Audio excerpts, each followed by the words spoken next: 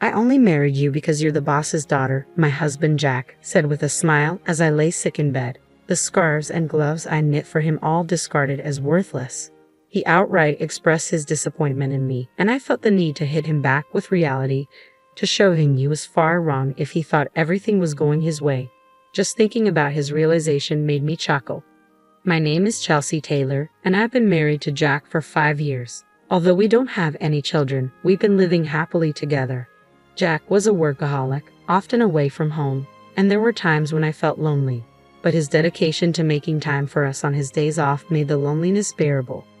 I got to know Jack through my father, who was originally his boss. Jack suggested I become a stay-at-home wife, which was probably a great factor for me. Thankfully, I had time for myself. So while supporting Jack, I got along with neighbors, started sewing, and worked out. I tried various things to fill my void, but what I particularly enjoyed was sewing and knitting. Every winter, I would give Jack scarves and gloves. Even though the first ones were poorly made, I got better every year, to the point where Jack said they were as good as the ones you get from a store. Hearing my husband's kind words, I became more fond of sewing. "Someday when we have a child, I want to sew together," I told Jack. He said, "Maybe I'll join in and learn when the time comes," and gave me a smile. Of course, I never cut corners in supporting my husband, doing housework, and prioritizing spending time together on his days off.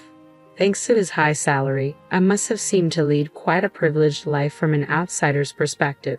I had no complaints about such a life, vaguely thinking that I would continue to live quietly with my kind husband and our future child. However, the first hint of a shadow over this peaceful living crept up about 2 years ago. I was waiting for Jack to come home as usual when I suddenly felt dizzy and fell. My husband, who had just returned from work, took me to the hospital. When I woke up, I found myself in a hospital bed. According to the conversation between Jack and the doctor, my symptoms weren't light and seemed to be something I'd have to deal with for life. Fortunately, it didn't mean an immediate threat to my life, but it could happen again.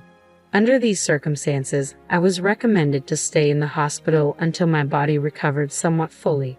Seeing me anxious, Jack said, "Seems like you'll be hospitalized for a while, but it's all right. I'll come to see you whenever I have time off from work. So let's get through this together." With him holding my hand and saying these words, I felt my anxiety lessen. With my supportive husband by my side, I believed everything would be all right, even though I had no grounds for such a belief. Since then, Jack visited me almost daily as he promised. He held my hand and asked me how I was doing. If I mentioned that my days at the hospital were boring, he would bring me my favorite sewing tools, and we would sew together and chat about trivial things that happened that day. Spending time teaching my clumsy husband how to sew was especially fun, and each time we did it, I was able to forget the boredom. However, such happy times in the hospital only lasted about a year. After handing over the yearly tradition of a hand-knitted scarf, the frequency of my husband's visits lessened.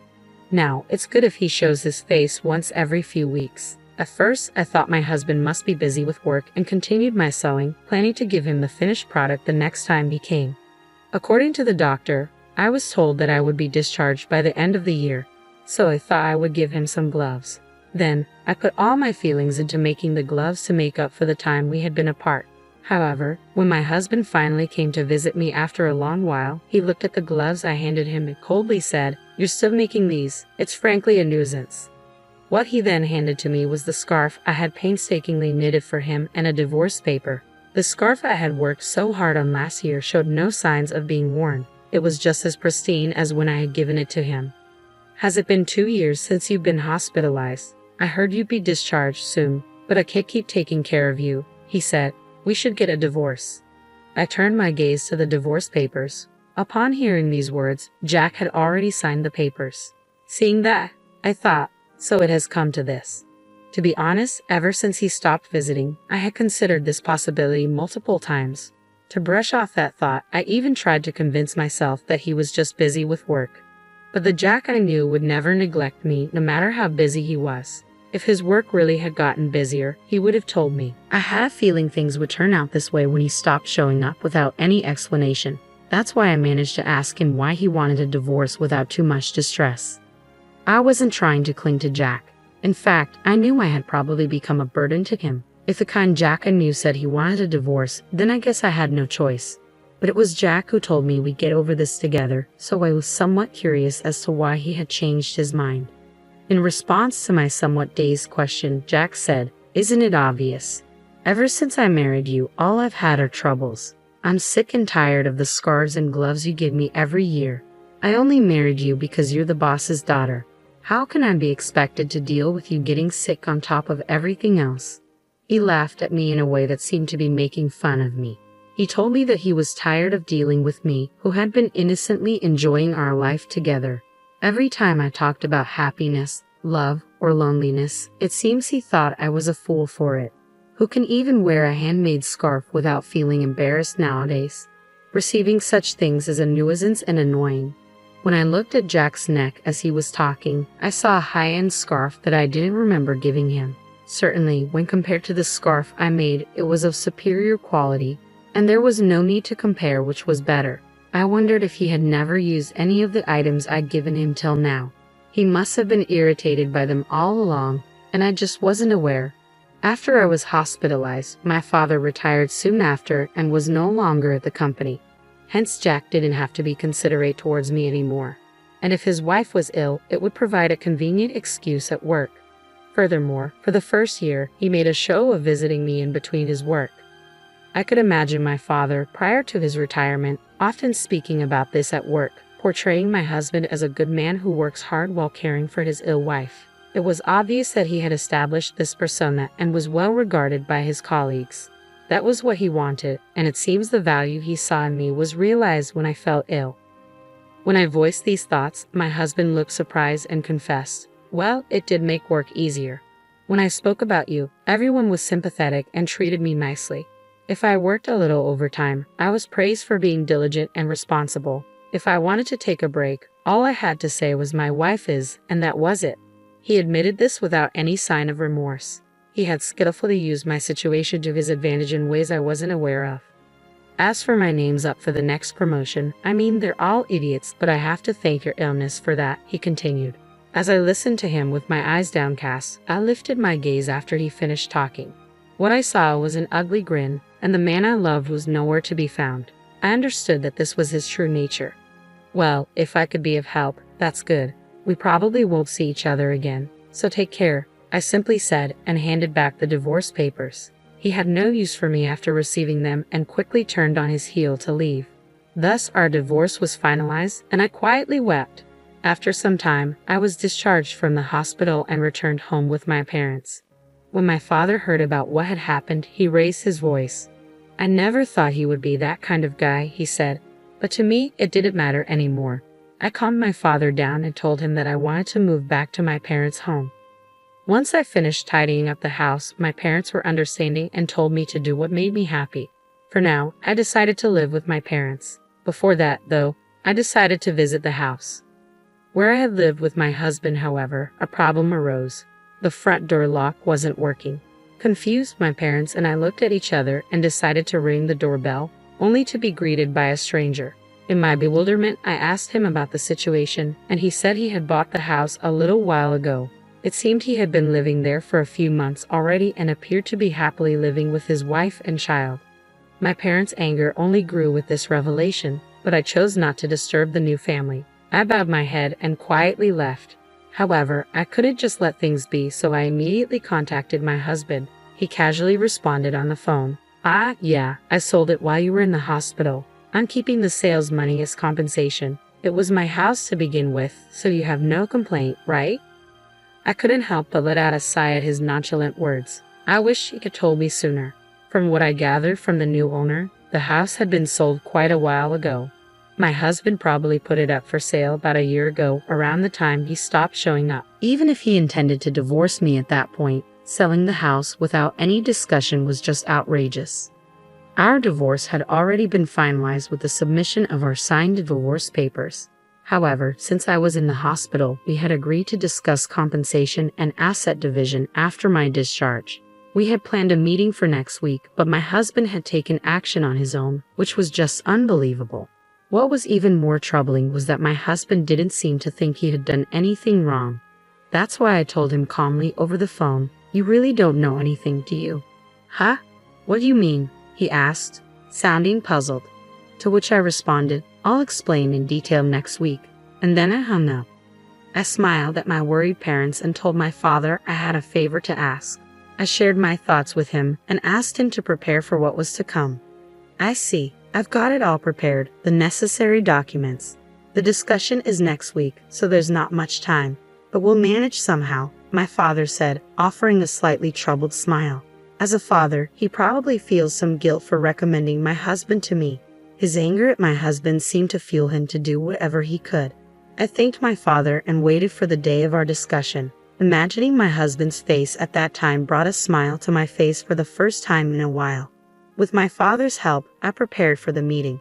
The place we chose for our discussion was at my family's home. My parents and I sat in a line, with my husband sitting alone across from us. Surely, he knew that my parents were injured by the divorce, but he didn't seem to care anymore. He probably thought there was no longer a need to be mindful of my parents. His composure was unshaken, even a hint of a smile was visible on his face. His demeanor was nothing short of insolent. I'm the victim here, however, and don't intend to demand too much alimony. The proceeds from the sale of the house will suffice, he said. His words conveyed a sense of magnanimity, as if he was making the compromise. Seeing his attitude, my father's face turned crimson, but I gently placed my hand on his, trying to calm him down.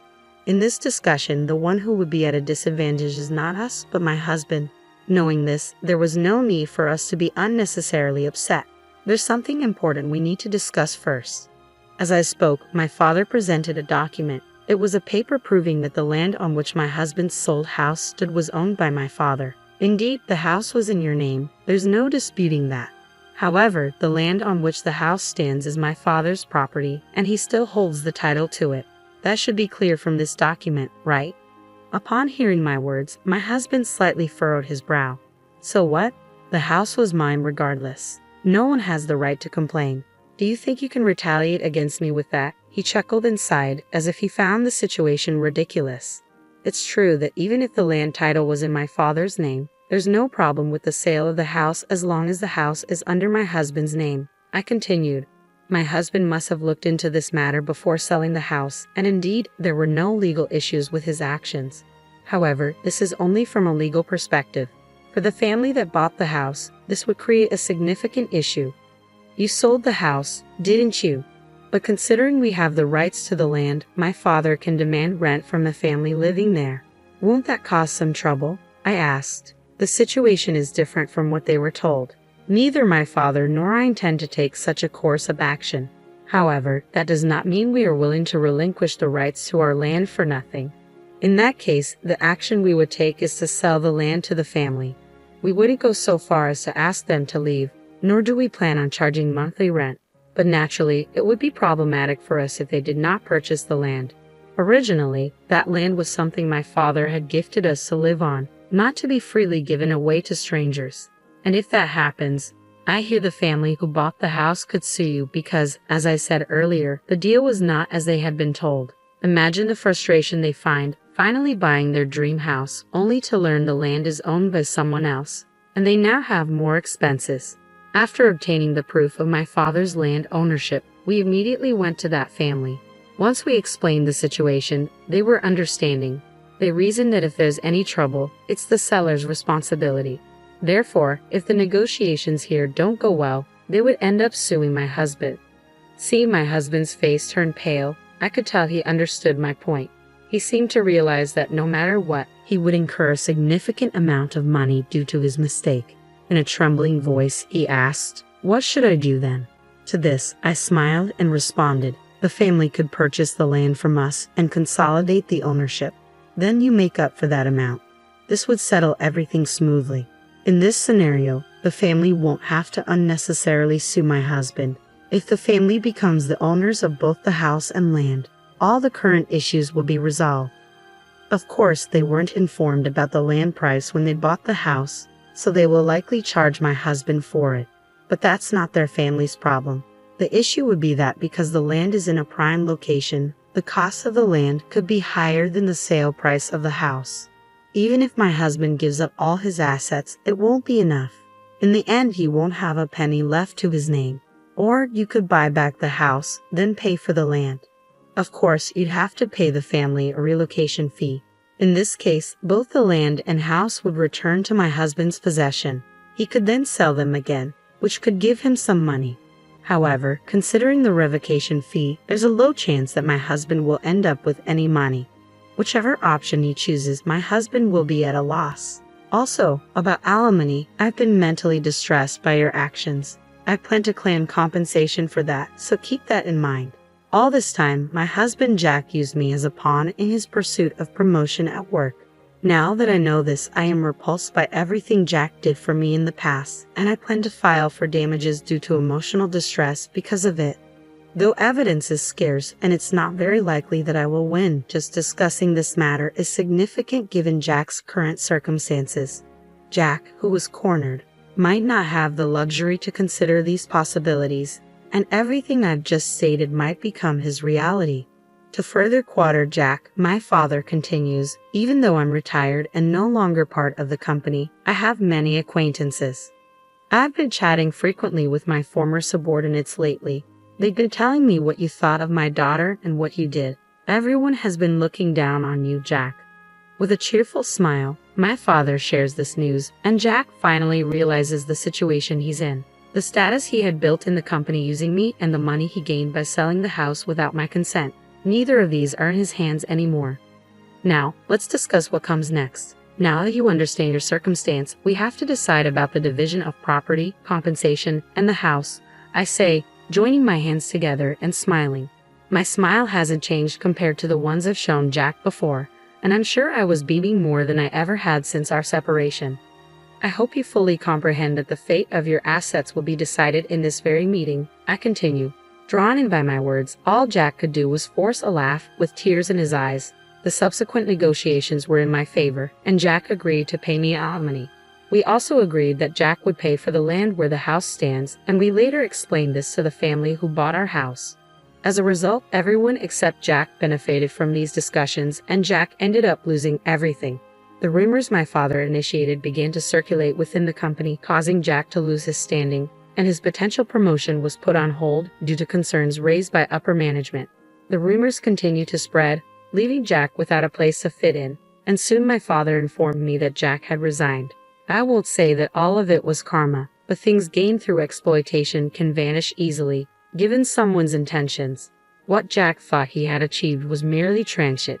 As for me, I'm currently living in my parents' house and running a sewing class. I can't say that my classes are jam-packed, but I've been able to earn a decent income thanks to attendees like my neighborhood wives and kids. While I couldn't make it happen with my own children, like I once told Jack, I've now realized that sharing the things I love with others indeed brings me happiness.